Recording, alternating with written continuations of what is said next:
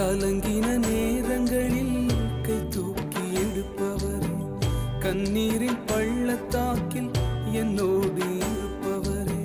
கலங்கின நேரங்களில் கை தூக்கி எடுப்பவரே, கண்ணீரின் பள்ளத்தாக்கில்